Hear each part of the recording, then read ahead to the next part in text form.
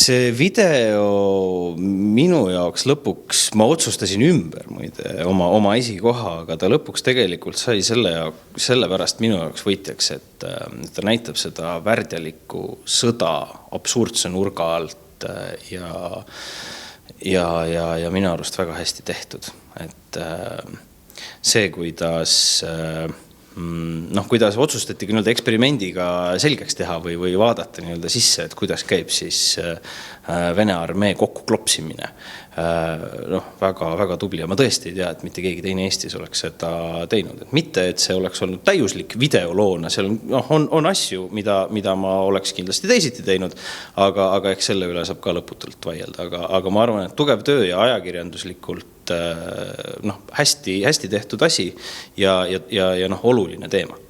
No, meil oli suur vaidlus, me algus saime üsna kiiresti paika selle paremusjärjestikku, aga siis me vaatasime neid üle ja vaatasime veel üle ja muutsime lõpuks. Ehk siis võidutöö ikkagi sai võib-olla sellepärast võidutööks, et see oli midagi täiesti uut. Midagi keegi sellist teinud enne ei olnud.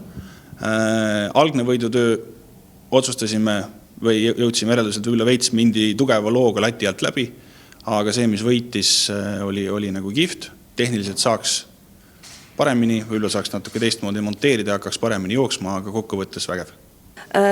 See võiduvideo võitis professionaalse teostuse, väga uudse ja korraliku lähenemisega.